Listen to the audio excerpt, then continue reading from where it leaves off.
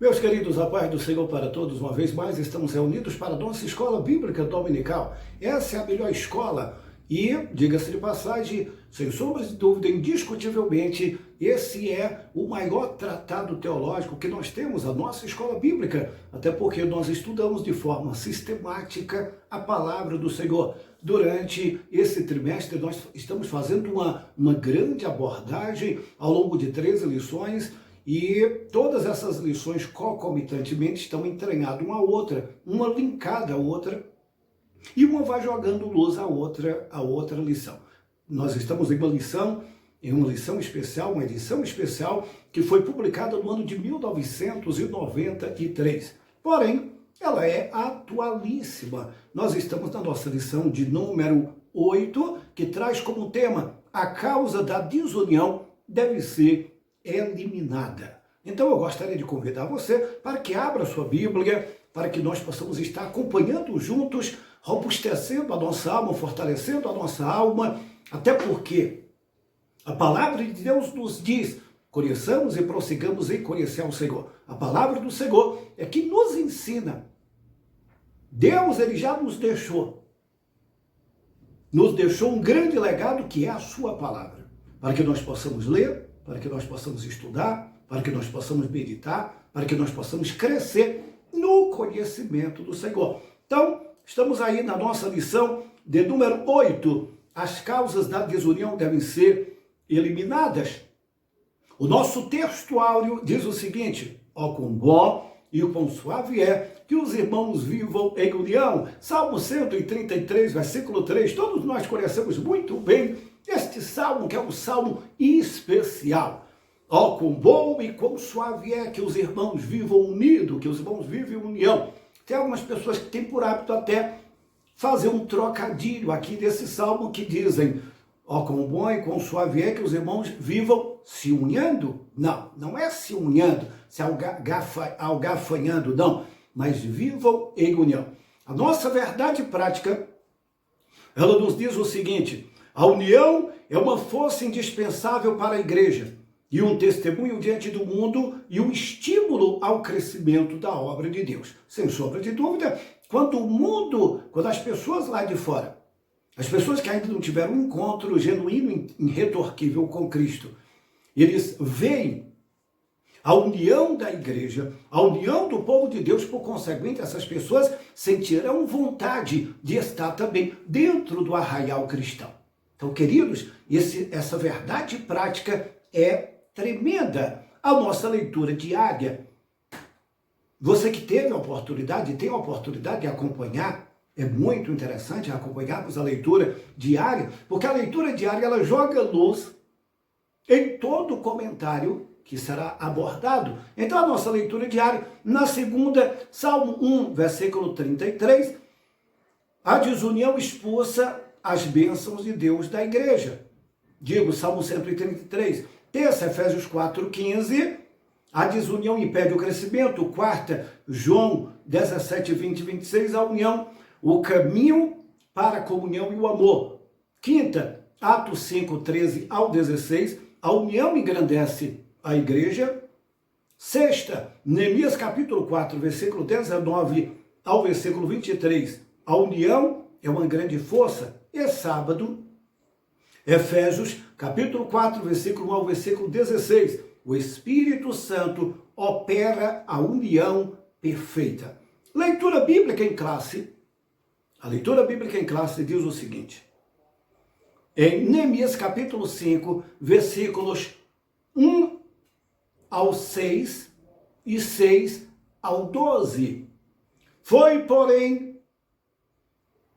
grande o clamor do povo e das suas mulheres contra os judeus, os seus irmãos. Queridos, esse texto aqui é muito forte e nós gostaríamos de fazermos uma breve abordagem.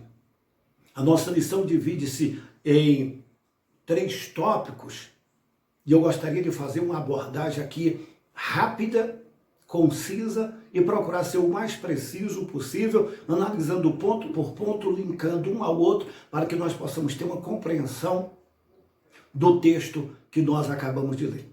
Nós veremos nessa lição um conflito que surgiu entre diferentes classes sociais com o problema e como o problema foi solucionado. A união caracterizava os judeus libertos do cativeiro. Qual era a base desta união? Todos eram o mesmo povo e confessavam a mesma fé. Quando eles voltaram do cativeiro babilônico, do qual durou 70 longos anos, ao voltar para a sua terra natal, eles estavam tão unidos, tão compactados, que diz a palavra do Senhor que em 52 dias eles ergueram os muros. Eles reconstruíram os muros, as portas que estavam queimadas, destruídas, o muro que estava derribado em 52 dias. Por quê? Porque o coração do povo estava inclinado a trabalhar, porque eles estavam unidos. A palavra do Senhor diz que o culto foi restaurado, as celebrações, as orações, as oferendas. A unidade estava presente, a união estava presente, por conseguinte, eles lograram êxito e cresceram em decorrência exatamente da união. Olha o que diz o texto que nós lemos, o nosso texto áureo. Ó, quão bom e quão suave é que os irmãos vivam união, porque ali, no meio da união, o Senhor ordena a bênção e a vida para sempre. Todas as bênçãos são canalizadas a nós através de uma vida de união. Agora, qual era a base da união? Obviamente todos eram o mesmo povo, confessavam o mesmo Deus, a mesma fé. O altar foi renovado, o templo levantado, o culto a Deus foi restaurado, conforme os ritos da lei. Tudo estava perfeitamente bem, harmonicamente, sincronicamente andando dentro da vontade de Deus. Havia união. Agora, queridos, todos haviam experimentado o mesmo despertamento. Todos haviam experimentado aquele mesmo despertamento, daí o porquê essa união. A união, a paz, a harmonia. Nada melhor do que quando estamos em paz. Estamos em união, estamos em harmonia. Tudo trabalha de forma muito sincrônica. Tudo trabalha de forma harmônica. Olha o que diz a palavra de Deus. Porventura, a mão vai dizer para o braço, eu não preciso de ti. O braço vai dizer para a mão, eu não preciso de ti. O dedo vai dizer para a mão, eu não preciso de ti. Todos nós somos membros do mesmo corpo. Somos individuais em tese, porém, um depende do outro. Está entranhamente ligado um ao outro. A união, ela gera, sem sombra de dúvida, bênçãos, crescimento, prosperidade e outras bênçãos mais advindas a isso. É o que diz a palavra do Senhor. Esta união entre os judeus simbolizava a união que deve haver na igreja de Deus, conforme Gálatas 6,16. Também a igreja, há muitas coisas unificantes. Todos experimentamos o mesmo nascimento, todos recebemos a mesma fé, todos recebemos a Cristo, todos fomos batizados no mesmo Espírito e todos fomos arrolados no livro da vida do Cordeiro. Todos comprados pelo mesmo sangue. O sangue precioso, imaculado, incontaminável do nosso Senhor e Salvador Jesus Cristo. Daí, queridos, essa união gostosa que deve haver. Todos na igreja estão unidos em Cristo.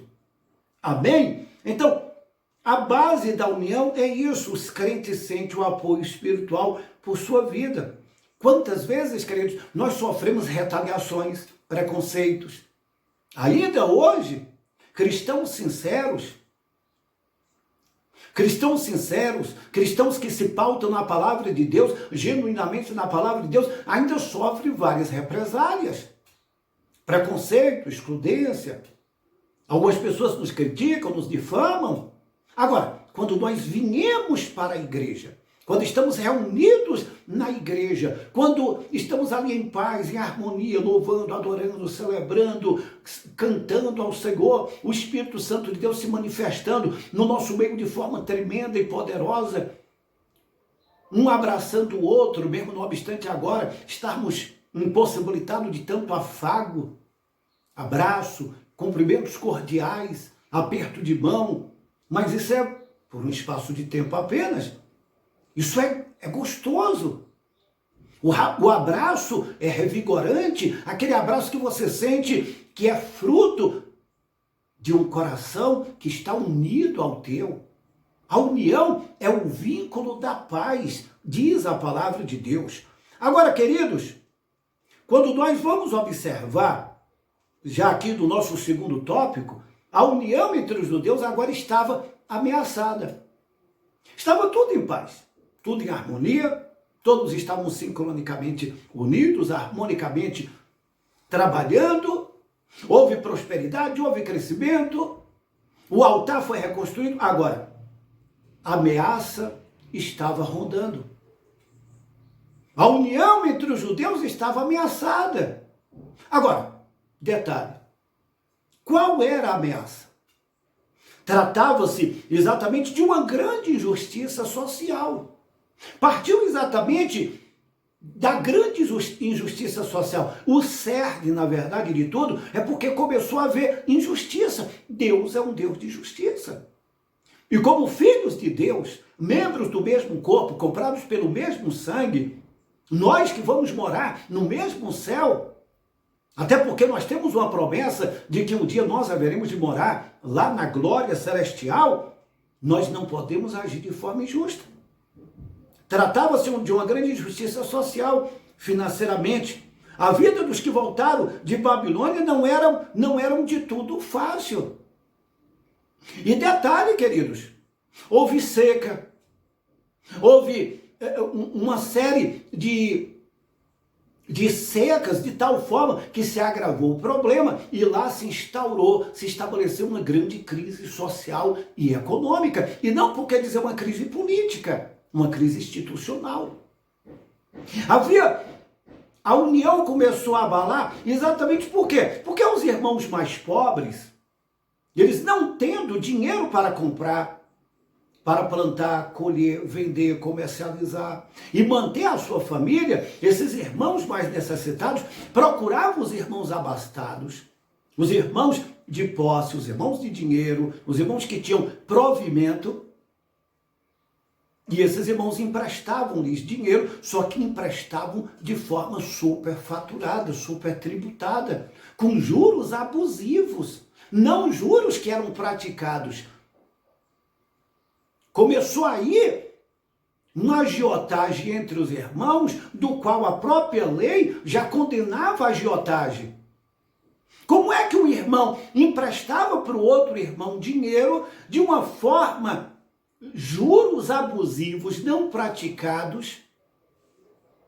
A agiotagem começou a crescer ali, porque os irmãos que eram ricos, cada dia ficavam mais ricos. Os pobres estavam empobrecendo gradativamente. Eles não tinham com que pagar. Não tendo com que pagar, sabe o que estava acontecendo, irmão? Pasmem. Pasmem. Eles tinham que vender os seus filhos e as suas filhas, as suas esposas, propriedades. Haviam se tornado escravos dos próprios irmãos. Haviam se tornado escravos e, isso ocasionou um grande clamor. Em primeiro lugar, pressupõe que irmão guarda irmão, irmão defende irmão, irmão ajuda irmão, o exercício da filantropia, o exercício da prática do amor. Olha o que diz a Bíblia, alguém vendo alguém necessitado, deve estender a mão, deve ajudar, deve acolher. Hoje usamos muito o termo empatia. Você se colocar no lugar daquela pessoa, você se condoer daquela pessoa, porque muitas vezes, não que aquela pessoa esteja se vitimizando, ou aquela pessoa muitas vezes está enfrentando alguma dificuldade financeira, econômica, social, ou está vivendo um momento de vulnerabilidade, nós precisamos acolher e ajudar, e não aproveitar da situação. O que estava acontecendo aqui foi exatamente isso, um irmão aproveitando do seu próprio irmão. Aí se instaurou uma crise interna. A paz começou a ser abalada. Não havia mais paz. Porque, queridos, isso era injusto. Os irmãos não entendiam por que eles estavam sendo escravizados pelos próprios irmãos, quando, em tese e fundamentado na palavra, eles precisavam era ser acolhidos, ainda que pedissem emprestado, e não tendo com que pagar naquele momento, mas que se houvesse um tom conciliador, que se houvesse uma harmonia, um equilíbrio, mas não. Quando eles não podiam pagar, as filhas eram levadas, os filhos eram levados, as mulheres eram levadas. Aí diz a palavra do Senhor, queridos, que houve um grande clamor. A atitude dos ricos era uma expressão de dureza contra os irmãos.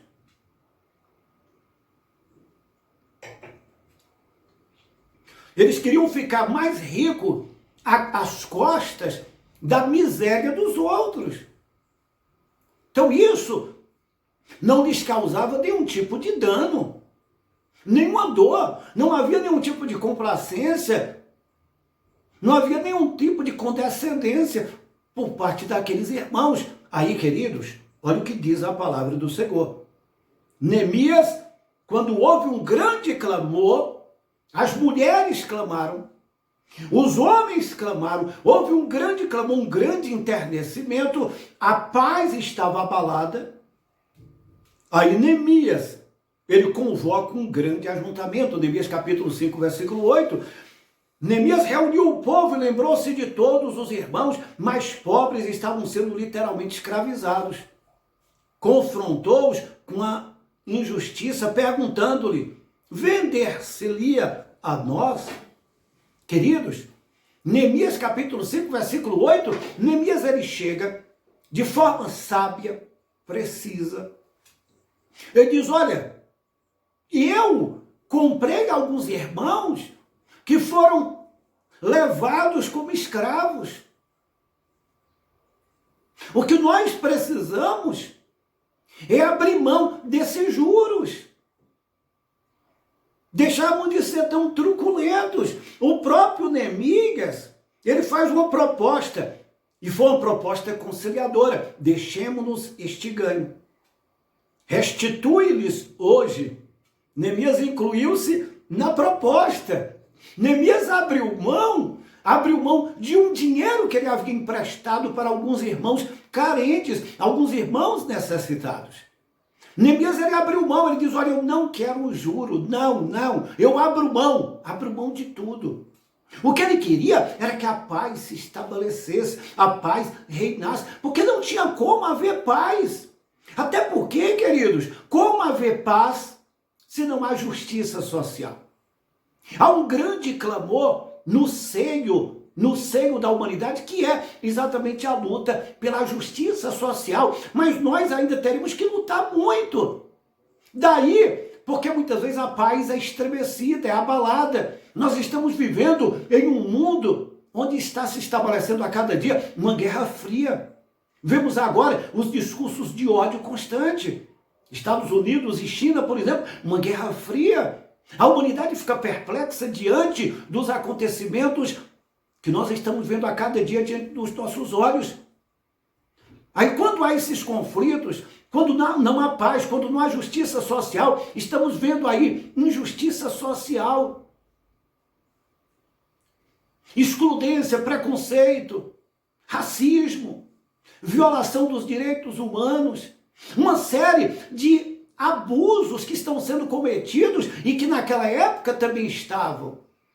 Obviamente, nós precisamos estabelecer um ponto pacífico e tentar estabelecer a justiça. E por último, a paz voltou a reinar. Por que a paz voltou a reinar? Porque exatamente eles abriram mão daquilo que era abusivo. Surgindo um problema entre os irmãos, deve logo ser tratado com muita diligência. Neemias ele fez isso. Neemias reuniu o povo, convocou o povo e trouxe uma solução. Vamos abrir mão. Não precisamos desses juros. O que nós temos é o suficiente. Olha o que diz a Bíblia.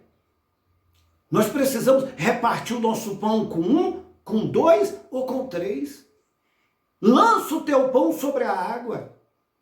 Nós precisamos ajudar. E muitas vezes o que nos falta é isso. Que nós possamos parar para pensar um pouco sobre isso. Naquela época, a união aqui do povo judeu se estremeceu exatamente por conta da injustiça. Mas que nós possamos buscar em Deus, procurar em Deus, olha Deus, ensina-me o caminho da justiça. Porque sem justiça não há paz, não há harmonia, não há equidade, não há equilíbrio. Jesus, ele é justo. Amém? O próprio ladrão, ao ver como Jesus morreu, digo, o centurião da guarda, ao ver como Jesus morria na cruz do Calvário, o centurião não hesitou. Ele bradou, dizendo, verdadeiramente, aquele homem era justo.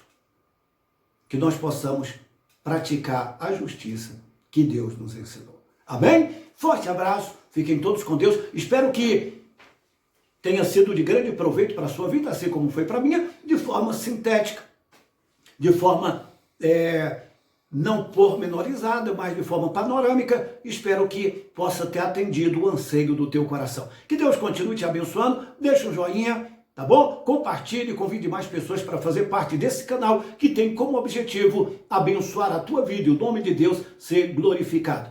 Forte abraço, fique todos com Deus. Shalom, Larema, paz e prosperidade.